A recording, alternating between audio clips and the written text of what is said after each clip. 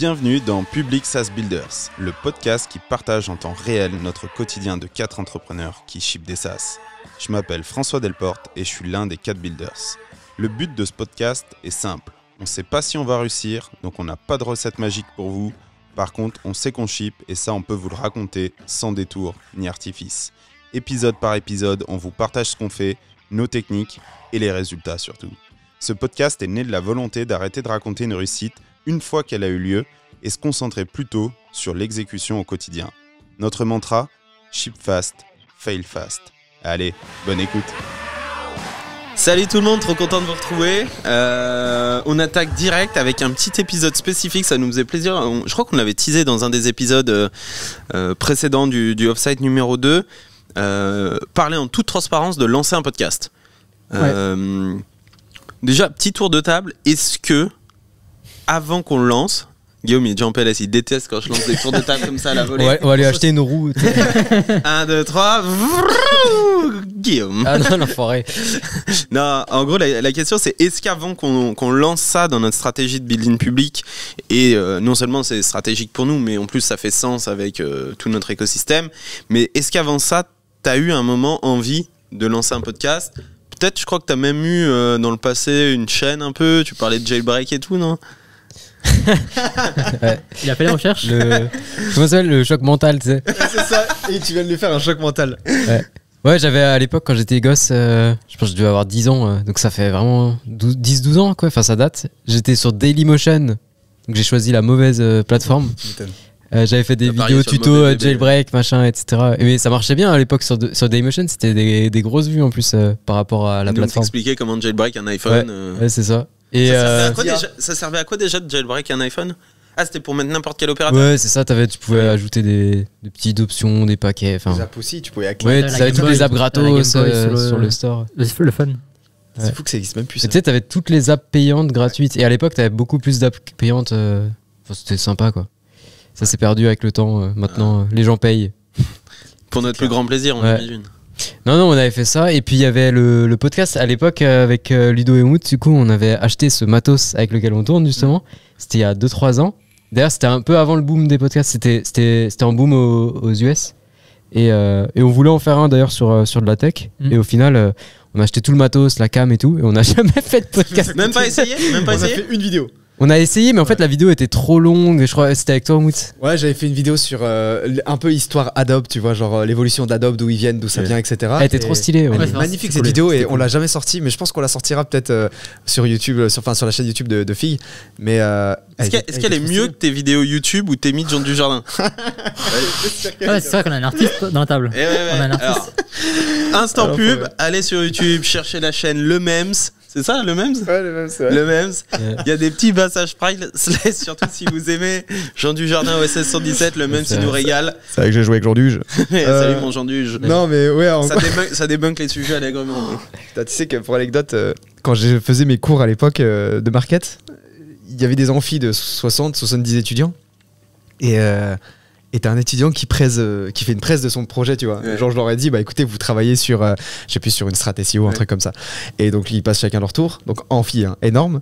Et à un moment, t'as un étudiant qui passe et qui met ma gueule de la vidéo. Énorme. Et j'étais, mais mauve, je me dis, mais putain, c'est pas possible. Ils m'ont trouvé. Alors qu'en vrai, c'est pas compliqué de trouver, tu vois, mais j'avais pas mis Mout, etc. Donc, le même, c'est déjà pour le trouver, il faut y aller. Et ils l'ont trouvé. Et je peux te dire que j'étais fin mal. En tout cas, ouais, c'est une petite chaîne. Le Mems, mais j'ai voulu lancer une chaîne YouTube comme des milliards de personnes, mais c'est pour ça que j'y pense parce que ça prenait trop de temps. Une vidéo comme ça, là, celle que t'as vue là, ça me prenait genre 3 semaines quoi. Ah oui. 3 semaines full à faire le montage, After Effects. C'est hyper passionnant, mais j'aurais kiffé faire ça tous les week-ends, mais c'est trop long. Quoi. C'est trop long. Aujourd'hui, je pense avec l'IA, tu le fais en 2 secondes, mais à l'époque, c'était hard, ouais. Ouais, petite idée. Allez voir, franchement, vous passerez un excellent moment et honnêtement, c'est top quali et c'est super. Mais voilà, toute bonne chose dans une fin. Hein. Bah ouais, forcément. Petite citation boomer, hop, tac, ça c'est calé. Aujourd'hui, on est des darons. C'est marrant quand même cette histoire de YouTube. Toi, t'avais l'idée des. Alors, j'ai toujours voulu, moi je faisais de la musique, enfin des sons. Ouais. Attends, musique ou son ? Ah oui, enfin, tu faisais un instrument ou pas d'instru sur FL Studio, Ableton et tout ça. Du coup, j'avais un SoundCloud. Allez. Mais j'ai pas fait de vidéo. Par contre, j'avais toujours aimé le fait de préparer le matos et tout. J'avais fait des formations d'ingé son à l'époque. C'est pour ça que la qualité est aussi mauvaise. de l'audio dans ce podcast. Et j'étais assez intéressé par tout ça. Mais par contre, jamais de vidéo avant Fig. Et dans Fig, j'ai fait quelques vidéotech où j'expliquais la stack, des vidéos de code. Du coup, je recorde à mon écran. Des tutos et tout. Et qui ont bien marché. Franchement, il y en a qui ont fait des, je sais pas combien de vues. Plusieurs centaines de vues. Elles sont encore à l'époque Boring Code. Ouais, c'est bon. Moi, j'avais fait aussi j'avais une chaîne de piano là. J'ai des fans d'ailleurs qui m'écrivent des commentaires de temps en temps. Il a une vidéo, elle fait 70 000 vues, je crois. Mais artiste à la table. Vas-y, ils disent il a disparu, dommage qu'il fait plus de vidéos. Pour le coup, elles sont trop bien les vidéos. C'est quoi la chaîne pour ceux qui nous écoutent? Je sais même plus. C'est pianiste. Non, c'est. Quelque chose comme ça. C'était. The Boring Piano, je crois. The Boring Piano. Ça. Boring Piano, un truc comme ça. Non, putain, je connais pas. Moi, j'avais juste on avait fait une vidéo ou deux, et puis après, j'ai laissé. Quoi, des compos que j'avais faites, et puis voilà. Ouais, pour les auditeurs, Guillaume joue super bien du piano. Ouais. Il fait très bien Zelda. C'est vrai. Il a l'oreille. Non, mais après, je joue pas. Enfin, pour un joueur de piano, c'est normal, quoi. Il n'y a pas de. Rien d'exceptionnel, quoi. Mais pour un amateur, c'est ouf. Oui, voilà. Moi, je fais Interstellar, c'est tout ce que je sais faire. C'est un petit hobby, quoi. D'ailleurs, je joue plus depuis un moment, depuis Fig. Ah, c'est vrai que t'as ces vidéos-là aussi, ouais. Ah, c'est les sacrifices dont on parlait. L'épisode sur la ligne rouge. les lignes rouges. L'épisode s'appellera sûrement quelque chose comme acharnement vs résilience. Si vous voulez. Et toi, François, là, est-ce que t'as un passé caché de vidéaste qui a été chercher des trucs Alors, je suis sûr que oui. Mais c'est sûr. Il sourit là. Lui, il est dans une ad de la SNCF, tu sais, à Gare. Oh, j'étais acteur porno. Est-ce qu'il chante? Ouais, non, j'avais fait. Bon, j'avais fait tu sais, il a fait une ad. Un petit casting. Ouais, Regarde. Sur une ad de TCL, les transports communs lyonnais. C'est hallucinant, j'ai dit la gare en plus, tu vois, comme quoi j'étais pas loin. Et du coup, il y avait marqué, je sais pas, on me voyait sur les tramways, les métros, les machins, les bus, avec genre un journal et avec marqué à cette arrêt de mon examen et tout. Ah, mais je suis un putain de divin là, il faut me donner des thunes. Ça débunk comme ça, donc j'accepte de débunker ça. Tu l'as trouvé, Oumout le divin, le devin, pas le divin. Le divan, ça commence. Ça part en couille. On va finir par attaquer le sujet. Putain, le fameux divin, quoi. Allez, c'est juste l'intro pour se mettre à l'aise. Mon divin. Salut mon divin. Putain, mais s'auto-sauce en scred, hein, tu sais. Au cas où personne. Mais toi? Ah bon? Ah, pas du tout. Moi, je suis un divin. Ah non, mais c'est juste que voilà, j'ai été assez fort d'anticiper le fait que. Il a fait. Est-ce que j'aurais pu le savoir en vrai? Bah. Jamais. Compliqué, ouais. Bah ouais. Tu vois, donc j'aurais pu lui faire un choc mental. Tu es un divin. Merci, je suis une divinité. Et puis, un monolithe. à côté, à l'école, on faisait les vidéos des soirées de l'école. On avait notre chaîne YouTube. On était des gens bourrés et tous les lendemains de soirée, des gens venaient nous voir. Ah, tu peux supprimer la vidéo, j'embrasse pas ma meuf du coup. Ouais, file 100 balles. Et du coup, j'en ai fait un NFT. Le début des As. Toujours dans le partage de valeurs. Du coup, non, rien en trop solo. Donc c'est assez révélateur, c'est rigolo, et je pense pour ceux qui nous écoutent c'est la même chose. On a eu, enfin nous sur notre génération un peu comme ça dans les années 90 et 2000, on a grandi avec l'arrivée, la croissance de tous ces réseaux sociaux, l'arrivée du matériel électronique qui nous a permis très facilement de pouvoir tourner, faire des trucs chez nous, etc. Donc je pense que pour ceux de notre génération, on a tous plus ou moins essayé de trafiquer des machins, du son, de l'audio, etc. Après, sur la partie business, moi, je sais que de mon côté, j'avais cet a priori que lancer un podcast, c'est beaucoup de temps, beaucoup de trim, avec ce fameux schéma, j'invite des gens pour me faire mon réseau. Et au final, le vrai ROI du podcast, c'est de faire un réseau en invitant des gens plus que les écoutes. Et au final, c'est le sujet un peu de cet épisode. Et je pense que c'est surtout pour donner on va dire une autre vue à l'histoire de lancer son podcast. Pour nous, ça a été aussi un moment où on se met autour de la table, on discute. Ça a été l'angle qu'on a choisi. Et en fait, je pense, Ludo, tu pourras raconter, mais second off-site, en gros, l'idée, c'est que chaque off-site, on essaye d'innover. Enfin, on rajoute quelque chose au groupe FIG. Premier off-site, ça a été de faire un SaaS. Deuxième off-site, on s'est dit, vas-y, on lance un podcast. Cet off-site, donc là, on est jeudi, on met un peu de contexte. On a tourné 6 vidéos YouTube, donc on va lancer YouTube. 4e off-site, on verra. Et du coup, 2e off-site, on se dit, on avait emmené tout votre matos du coup, et tu pourras le décrire pour ceux que ça intéresse, qu'est-ce qu'on a pour faire tout ça. Et on était arrivé quoi? C'était le lundi matin sur le 2e off-site? Lundi matin tard, même assez tard dans la journée. Ouais, c'était même. Et je crois qu'on a tourné dès le lundi soir. On a installé le truc et bam. Donc je sais pas, vas-y, partage un peu le premier épisode, votre matos. Ça peut être c'est clair. surprenant. Ouais. L'avantage, c'est que le deuxième offsite, on l'a fait pas loin de chez nous, dans les Vosges. Du coup, on peut y aller en voiture. Ce qui dit voiture, c'est on peut emmener du matos parce que le premier offsite, c'était en avion. Et du coup, la petite valise de l'avion, t'emmène pas grand-chose. C'est clair. Du coup, on a pu ramener beaucoup de matos. Alors, je dis beaucoup de matos, on a quoi? Il y a Guillaume qui a un Rodecaster Pro. Du coup, pour du contexte, c'est juste on branche les micros sur le Rodecaster Pro et ça vous fait un super audio. Parce que l'audio, dans le podcast, c'est le plus important. Du coup, grâce à ça, on a un super audio qui connecte les 4 micros. Ensuite, on a 4 micros. Du coup, ça, c'est pour nous, c'était le plus important, d'avoir 4 bons micros pour le son. C'est pas tous les mêmes. Pour les gens Michel Matos qui nous écoutent. Non, il y a des PodMic, il y a un Shure et puis il y en a un autre qui est un peu plus bas de gamme, mais c'est un peu ça. Ouais, en fait, c'est un mix de tous les. On a un micro en USB et XLR. Du coup, c'est les prises là. Mais USB, c'est pratique pour recorder les vidéos de tech. Tu branches juste le micro sur l'ordi et tu peux recorder une bonne vidéo. On a 2 PodMic parce que c'est le meilleur. Franchement, qualité-prix, c'était le meilleur. Ouais, quand on l'a acheté, c'était pas mal. Hein. Et il y a Omoud qui avait un. Ouais, ça fait un bout de temps que tu l'as, toi. Ça fait longtemps. Un vieux Audio Technica, ouais. Mais bon, c'est un micro, ça fait. Exact. C'est mieux qu'enregistrer à l'iPhone. Ouais. Après, il y a plein de surprises. C'est que les câbles, on est arrivé avec 4 câbles, des câbles normaux. Ouais. Après, on s'est rendu compte que, mais en fait, on est à l'autre bout de la table. Il faut des plus longs. Du coup, on a run au Carrefour pour acheter des. Non, il n'y avait pas en plus. Au Carrefour, il n'y avait pas de. Et rebelote. XLR. Ouais. Mais du coup, 4 micros, 4 longs câbles XLR, une platine pour les micros. Ce qui est important aussi, c'est les bras. Ouais. Du coup, là, on a l'avantage, c'est qu'on a 4 bras articulés pour les micros. C'est pratique, même à la vidéo, ça rend bien. Mais on avait, premier podcast, le deuxième. Là, le deuxième off-site, on avait une sorte de tige. Un petit pied. Un trépied. Ouais, un trépied. Ça, c'était cool aussi, les deux. Je pense que les deux. D'ailleurs, je pense que c'est même mieux le pied quand tu te déplaces, tu vois, parce que. C'est plus pratique que dans la valise. Franchement, les pieds, en fait, là, pour ceux qui nous écoutent et qui ne voient pas, on doit les attacher sur des chaises. On a fait essayer 50 000 installs. Alors, ils peuvent voir en allant sur la chaîne YouTube, ils verront le setup un peu crapuleux. Voilà. Ils nous verront également chasser des moustiques puisqu'on est dehors. Ouais. Et donc, si vous entendez des. c'est qu'il y en a qui se fait bouffer. Voilà. Mais ouais, exact. Et puis les cams, peut-être. Ouais, et les cams. En fait, sur la droite. Les cams, c'est un peu pareil. On en voulait plusieurs pour changer les plans. Déjà parce qu'on est 4, du coup ça fait plusieurs plans, ça permet de voir tout le monde. Un plan global, c'est vraiment cool. Je sais pas si justement si vous l'avez vu sur YouTube, les plans globaux, c'est vraiment cool. On a une caméra, une Sony de Guillaume. Celle-là, elle est vraiment 4K, la totale, elle est vraiment 6400, ouais. Mais on s'est rendu compte qu'en fait, juste avoir des iPhones, ça le fait. Ça le fait aussi. Ouais. En fait, du coup, on a une Sony, on a 2 iPhones. Et après on monte tout ça sur Final Cut Pro. Surtout que nous on a un peu un setup nomade. Du coup, tu sais, c'est vrai que les iPhones, les pieds, enfin, là on a les bras, mais c'est plus simple quand tu te déplaces. Si tu as un setup fixe, c'est clair que tu peux mettre des grosses caméras, des gros pieds, des lights, machin. Le deuxième offset. Là, nous on bouge tout le temps, on s'en fout. Enfin, tu vois, c'est vraiment. On revient à la simplicité là. Ouais, on revient à la simplicité. En fait, mais si vous vous abonnez, on pourra investir un peu plus peut-être. Avec la YouTube Money. Voilà. Mais je pense que l'idéal, comme tu as dit, c'est d'avoir une valise. C'est notre objectif pour les prochains moustiques, pardon. les prochains off-site, c'est d'avoir une valise où on a tout qui peut rentrer dedans en termes de matos, que ce soit le son, les cams.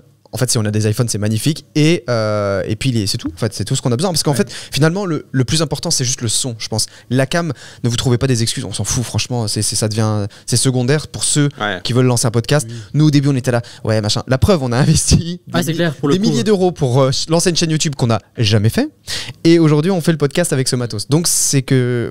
D'un côté, le matos, c'est un peu une excuse. Et je pense que tu peux faire un bon podcast avec n'importe quel outil. Finalement, c'est... Non mais c'est ça, oui je pense qu'un bon son c'est quand même important. Si vous voulez pas vous embêter, ça c'est très bien le Rodecaster 1. Mais je pense que ce qui est le plus important c'est François qui nous a appris ce mantra, c'est de se lancer en fait, tout simplement. Exactement. Ouais. Est-ce qu'on refait la citation du TL? Alors j'en peux plus de cette citation, mais allez fais-la, vas-y pour ceux qui nous écoutent. Il l'adore. L'intellectuel assis va moins qu'un idiot qui... C'est pas ça. C'est pas ça. J'étais vrai, putain, je l'ai dit. Un intellectuel assis va moins loin qu'un idiot qui marche. Exactement. Ça, c'est puissant. Ça, c'est le slogan et la punchline de François. Mais du coup, il faut compter combien? Alors, c'est en euros d'avant, mais en gros, aujourd'hui... Avec l'inflation... en actualisant le taux... Non, mais ça, c'est quoi? C'est une centaine d'euros pour un micro comme ça. Ouais. Les PodMic, c'est pas mal, franchement. Le best. Surtout que l'avantage, c'est que c'est la marque Rode, donc il y a une config intégrée. Enfin, pour ceux qui veulent pas s'embêter, c'est intégré, enfin c'est compatible et ils ont l'ampli adapté pour ce micro-là. Ouais, Donc, 100 € le micro, ouais. le bras, on compte quoi 150, enfin du coup une 150 le bras, avec une cinquantaine d'euros pour un bon bras. 150, on va dire la partie captation par personne. C'est ça. Voilà. La table. Ça doit être 500, 600. Donc ça c'est le minimum. Si on est seul, on va dire, c'est à deux. Donc, allez, un podcast à deux, c'est-à-dire on a 300 de captation, 500, 600 de table, 900, les deux câbles, 1000. 1000, on a l'audio basique. Et ensuite, il y a la cam. Donc, les cams, si tu as un phone qui tient la route, t'as pas besoin de débourser. Et si tu veux une cam comme la Sony là, ça coûte 1500 à peu près. Ou alors si tu veux même pas de cam. Ouais, Oui, pas de cam. Après, il y a les lights et après, il n'y a plus de limite. Oui, voilà. C'est ça, il y a les lights. Les lights, ça coûte peut-être 200 €. Ça dépend ce que tu prends, si c'est de la LED, etc. Après, la table de mixage là, elle est incroyable pour nous. Elle nous facilite la life, mais c'est 4 personnes. C'est-à-dire que tu peux très bien avoir un modèle en dessous, je crois. Ah ouais, il est même en deux. En deux personnes, ce qui suffit largement et qui divise limite le prix par deux, quoi. Donc, Okay. Mais ça, nous, enfin, je pense qu'on recommande tous. Ah oui, mais si vous voulez pas perdre du temps à régler les sons et tout, c'est un must-have. Et la preuve, parce que nous, on a 3 micros de différentes marques, dont 2 qui sont les mêmes, et c'est quasiment tous, ils ont tous le même résultat. Donc, la norme en micro, c'est des câbles XLR. Ouais. Et du coup, la majorité des micros, même tous les micros sont de base en XLR, et il faut une platine pour connecter le XLR. C'est ça. Et ensuite, de la platine, aller sur l'ordi ou sur une carte SD. Ah, ça aussi, ayez des cartes SD. Ça, plusieurs fois, on était en galère. Surtout que nous, on les tourne par batch. Ouais. Donc, on en fait cette semaine. On parlera dans un autre épisode. On en a parlé dans les objectifs et on fera le bilan des objectifs, la réalisation dans un autre épisode. Ouais. On va en tourner entre 8 et 12. Donc ça fait quand même pas mal à stocker, plus les caméras. Pour petite 4K. anecdote, on a saturé tous les PC, tous les iPhones, donc on est sur des SSD, enfin bref. Ouais. Donc effectivement, c'est un bon point. Donc voilà, ça donne un peu une idée du matos, des coûts. Ça peut se lancer très vite puisque on l'a mis en place. On n'a pas réfléchi à la ligne édito, pas réfléchi aux miniatures, pas réfléchi à la structure. On a posé ça sur le bar, on s'est assis. On savait, alors quand je dis on n'a pas réfléchi à la ligne édito, c'est-à-dire par épisode, la structuration, cliffhanger, storytelling, machin, on savait que nous, ce qui nous tenait à cœur, c'est vraiment ce qu'on dit dans le jingle d'entrée, c'est de build en transparence, de pas vraiment raconter l'histoire quand on a réussi, mais vraiment la raconter au quotidien. Et c'est pour ça que ces épisodes durent entre 10 et 40 minutes. Oui, parce que c'est un peu de l'impro aussi. En fait, on raconte notre journée. Là, pour le coup, très concrètement, on a 2 post-it sur la table. C'est ça. Vous êtes arrivés. Je les ai tirés au sort. Montre-les à la... Et là, vous regardez. Donc, il y avait un post-it lancer son podcast. Et il y a un autre post-it qui est monofocus versus multifocus, dont on parlera dans un autre épisode. Mais voilà, ça part comme ça, il n'y a rien d'autre. Et on y va et on déroule. Donc, pour se lancer, il n'y a vraiment rien besoin d'autre. Il y a un petit tips, un tips qui nous aide vachement, et je trouve que c'est intéressant. Pour ceux qui n'ont jamais fait de podcast, on a trouvé un tool qui est surpuissant. Je sais plus si c'était Ludo peut-être, ou toi. Non, c'est Ludo, parce qu'en fait, il y a beaucoup de plateformes de streaming audio. Il y a Spotify, il y a Apple Music, etc. Il y en a plein. Napster, non, ça n'existe plus. Non, c'est mort. Ok. Et en fait, au lieu de vous créer, c'est clair. Au lieu de vous créer un account sur toutes les plateformes, parce que c'est un enfer. Vous allez passer 2 heures à tout publier, les descriptions, les machins, etc. Il y a un tool qui s'appelle Transistor que nous on utilise, qui est incroyable. Tu plugs en gros tu crées tous les accounts entre guillemets de toutes ces plateformes là et tu les connectes dessus sur ce compte Transistor, et ensuite en fait t'as juste à publier sur Transistor et ça publie partout. Il y a des flux RSS, il y a toutes les autres plateformes qui récupèrent le flux, qui récupèrent le podcast, les épisodes, et qui publient sur toutes les plateformes d'un coup. Et en plus, trop bien, c'est dynamique. Si tu changes la description dans Transistor, ça change partout. Hop, ça run et ça change partout. Donc ça, c'est top. C'est incroyable. Par contre, c'est un budget de 19,99 par mois, tant que tu as les podcasts. Que si tu arrêtes de payer, le podcast disparaît. C'est ça. Donc après, ça dépend, l'ambition, ça dépend de pas mal de choses, mais effectivement, ça facilite la vie et ça touche à un vrai point qui est pour moi clé quand on lance un podcast. Il faut bien savoir pourquoi on le fait. Si c'est pour gagner de l'argent, etc., nous on n'a pas spécialement d'avis là-dessus parce que c'est pas l'objectif. Nous c'est vraiment de partager, se faire connaître un peu, quoi. Se faire connaître, avoir du feedback, tisser des liens et give back, quoi, donner tout ce qu'on apprend et partager. Maintenant, pour grossir une audience de podcast, c'est très très compliqué dans le sens où vous ne bénéficiez pas de SEO. Donc en fait, c'est très très compliqué que quelqu'un tombe sur votre podcast. Donc ça peut arriver s'il va taper SaaS ou Building Public sur Spotify, on apparaîtra à un moment donné. mais difficile, ça s'auto-distribue pas comme une page web ou c'est vraiment un écosystème fermé. Donc en fait la distribution de votre podcast ne tient qu'à vous et à votre capacité à communiquer sur les épisodes, partager avec votre audience, etc. en espérant qu'il soit assez bien pour que vous vous abonniez, pour être notifié des prochains épisodes et que petit à petit l'audience grossisse. Donc c'est pour ça que dans tous les podcasts, dont le nôtre effectivement, on vous encourage, si vous aimez bien, à vous abonner pour suivre les nouveautés. Et maintenant, petite partie chiffres.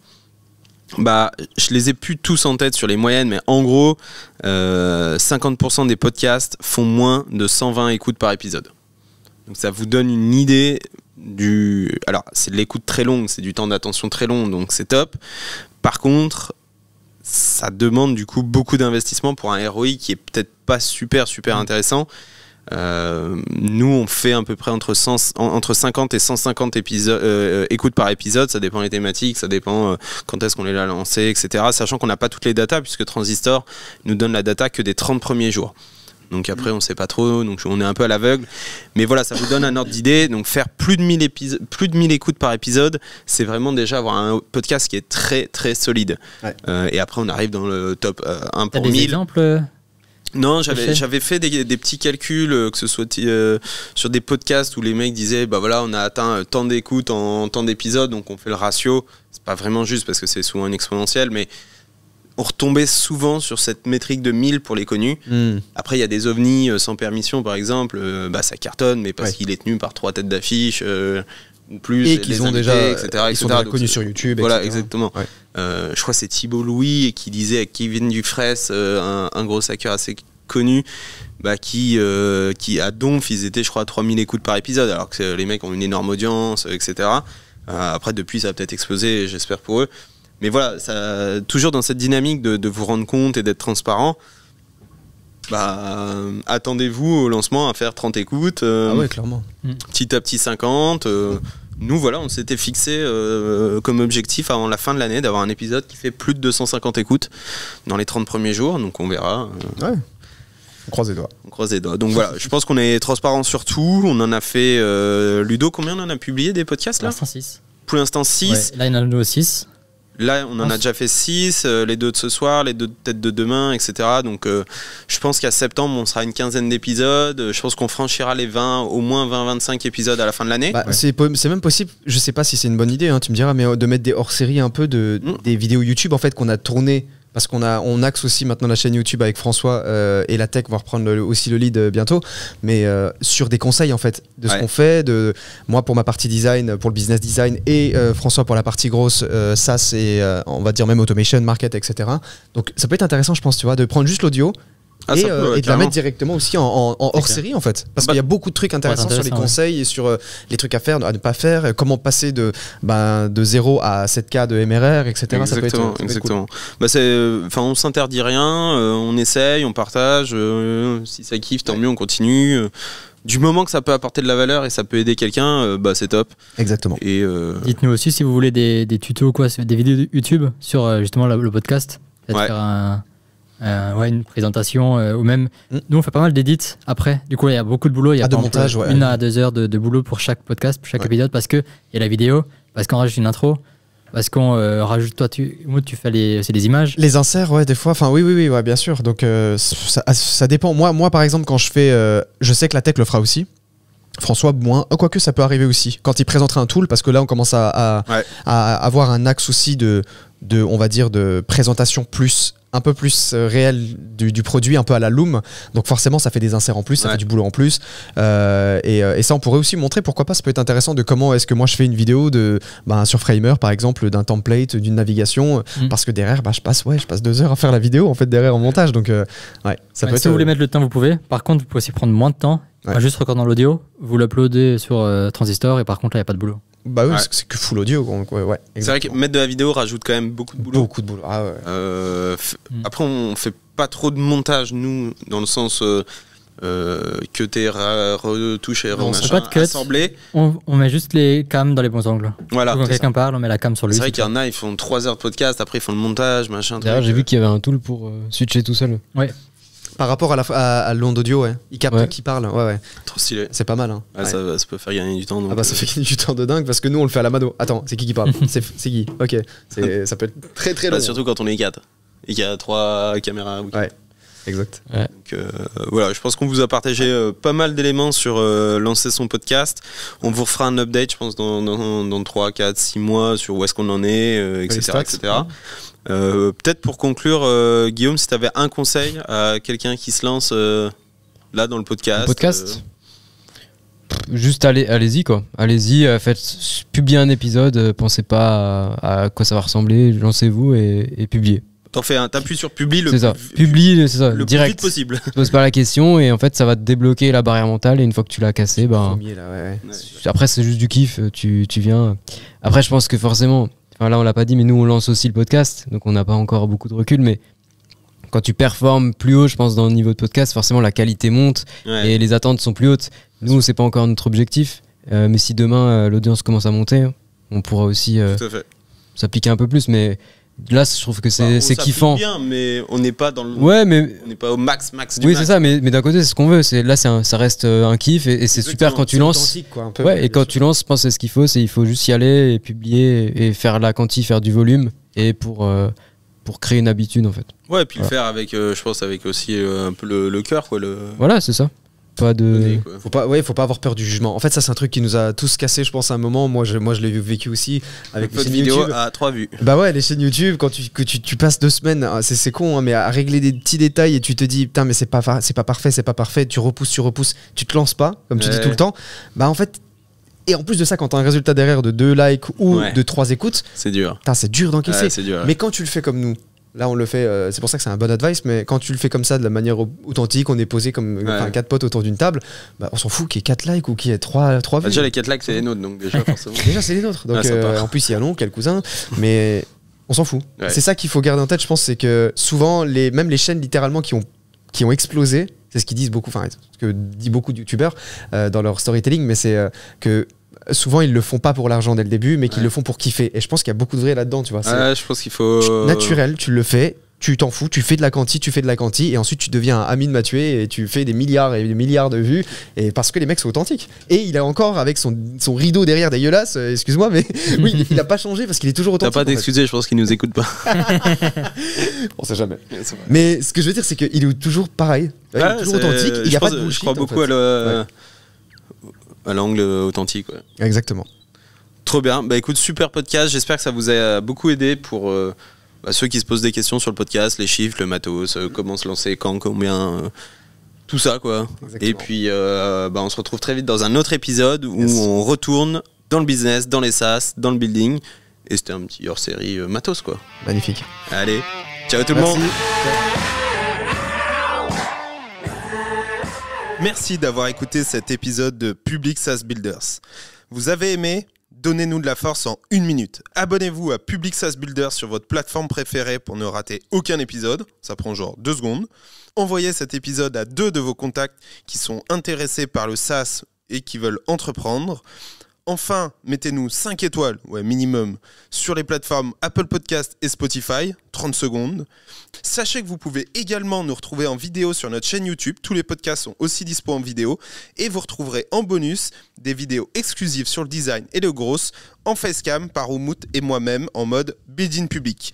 Vous pouvez nous retrouver aussi sur Twitter ou LinkedIn. Il y a assez de call to action là ou pas ? Non, j'en rajoute. Allez, en gros, merci de votre soutien et à très vite.